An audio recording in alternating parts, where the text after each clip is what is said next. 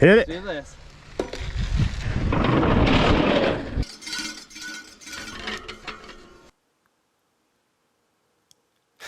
I'm not even sure how to start this video. Most people, they build bikes or buy bikes because of the technology they have. Well, this time, it's what technology I don't have. You see, behind me is a 30-year-old frame and fork. It's a fully rigid, basically a beginner bike from the 90s. It is a 1995 Coyote One from Research Dynamics, who was based out of Sun Valley, Idaho. I currently live here in Boise. You can see I've got the Boise Bicycle Project shirt on here, where I've got a lot of my parts from for bike builds, including this one, especially this one.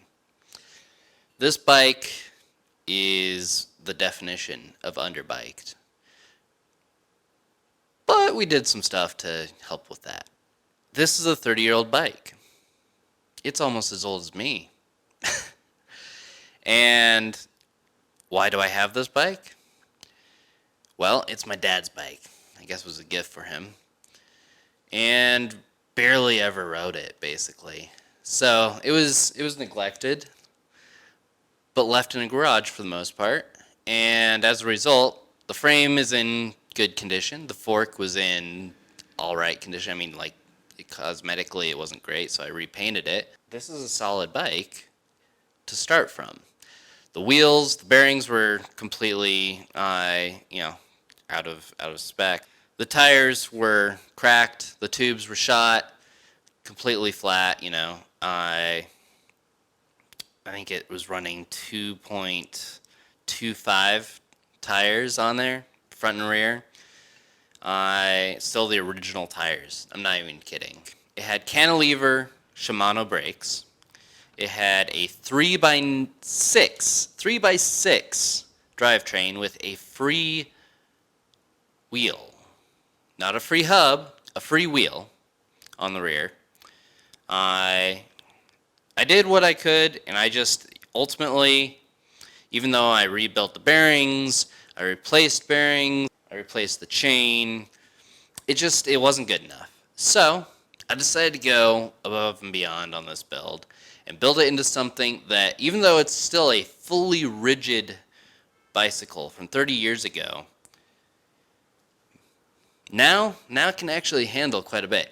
It's a climbing machine now, and honestly, I took it down some black diamonds, and well, I did break my hand because 30-year-old technology doesn't like to stay tight like it does now. To start off, the biggest thing that I knew this thing needed was a new drivetrain. The pedal bearings were completely shot. The bottom bracket completely shot. I mean, just like rusted out, wiggling around, did not spin freely, shot, right? The cranks, I'm holding one right now. The chain rings were not in great shape. Free wheel was not in good shape. It doesn't even spin freely either. I ran it through a sonic cleaner. That didn't help it at all. It just looks nice now. But yeah, it wasn't in good shape other than the frame. So I cleaned everything up as best I could. I rebuilt the wheel bearings. I replaced the headset and the bearings in the headset and the cups.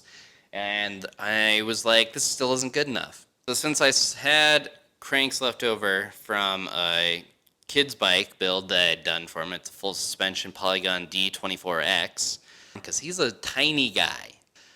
They're 140 millimeter that came on there, and I threw on 155s for him, and it's a lot better for him. But since I had those laying around, I was like, hey, this is a brand new set of cranks with brand new bottom bracket. I had a brand new 2x10 or 1x11 capable rear derailleur on hand. I just needed to get a 11-speed shifter in order to make it work with an 11-speed. So I picked up a cheap 11-speed cassette. I picked up a used set of wheels that came with Mavic, tubeless rims, and Shimano hubs, along with some pedals that I had laying around. Voila! We have a 1x11 with a 11 through 46 tooth rear cassette and a 32 tooth chainring with a Shimano 11-speed derailleur that has a clutch. So that's pretty awesome. And then on top of that, we have more modern pedals, fully metal now. We also got a lighter weight seat post because the handlebars and the seat post were both steel. That's not great. You know, like, we want to keep this bike as light as possible. We threw on some lock-on grips with hydraulic brakes. Now here's where things get interesting. Doing a 1x11 drivetrain conversion was the easy part. Throwing on dropout wheels with tubeless rims, that was easy. You know, throwing on a cassette, like, anyone can do that. What wasn't easy is this had cantilever rim brakes, which that stops with hopes and dreams. We wanted to go to hydraulic disc brakes. Yeah, that was like very high end to even have disc brakes back in the 90s, so obviously there's no way to really do that easy. So I bought some brackets from Amazon that did not work, not without extensive modification. So I had to basically refabricate them into the correct shape to fit the fork and the frame. And then I had to get a couple of brackets to bolt onto those brackets so that I could mount disc brakes. And then I had to modify those heavily, machine them down until the calipers actually lined up with the discs on the wheels. It was not easy. It took many tries, many hours. I think I had 2 mock-ups that I had to do before I got it to where I liked it, basically. I completely destroyed at least 2 brackets. But it works now. And that's, you know, a vast improvement. It's still on 160 discs, which for me, like, has no stopping power. But compared to cantilever rim brakes, it's a vast improvement. It weighs a total of 28 pounds, which is, that's insane. A fully steel frame with only 28 pounds, 1x11, and hydraulic disc brakes. Yeah. This thing can send. Like, I wouldn't recommend taking it down black diamonds. They're techy and rocky, but you can do jumps. You can climb, you can ride pretty much any, you know, cross-country trail out there without any problem on this thing. So we've got tubeless tires on there. We went from 2.25 inch tires to 2.4 front and rear. Tubeless allows us to run much lower pressures. It's just all over. Like, this bike can handle some shit. I love it. I'm out here testing this awesome build that everybody is complimenting me on so far, even though it is a little bit janky, you know? Like, I had to fabricate the mounting brackets for the disc brakes because it still had cantilever brake mounts, or, you know, rim brake mounts. And the seat, well, the seat post is lighter and technically the right size. It isn't perfect, so it's not the right height for me, and also basically gets in my way. So we're gonna drop it. We're gonna do shake and bake on this thing, see how far we get through it.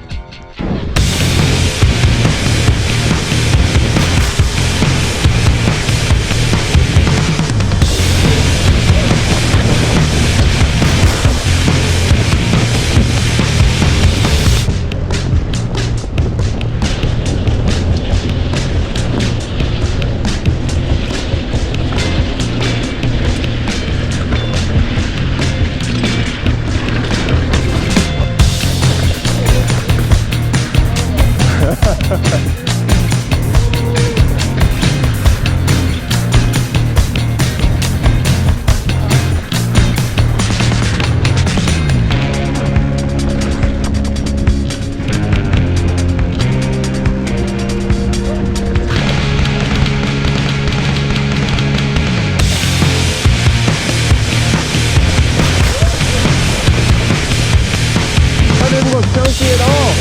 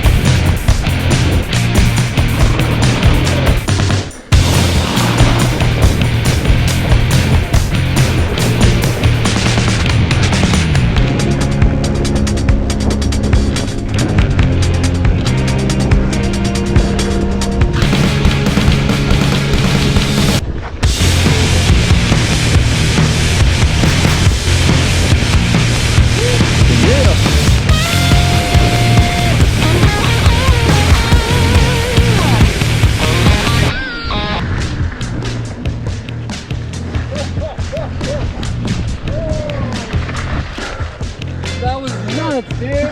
Fuck.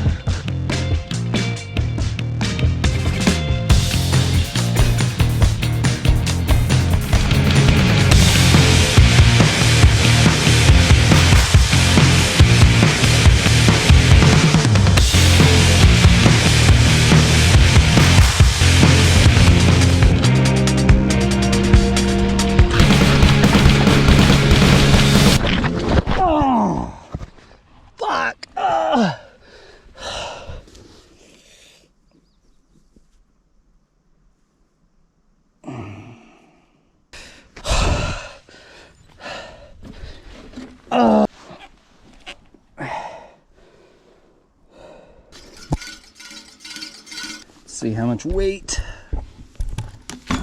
we can put on this thing, huh? We know the bike is 28.2 pounds. Can I lift it? Yes. Can I lift it with my entire hand? Yes, but not great. Is the answer to that question. Oh, that's not fun, bro.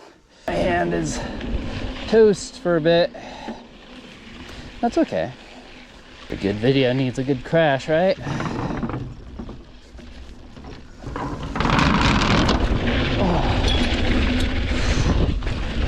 as much weight off of that hand as I can. I wanted to throw a suspension fork on it, which would have also slackened it out and made it even more, modernized in geometry and a better handling bike overall.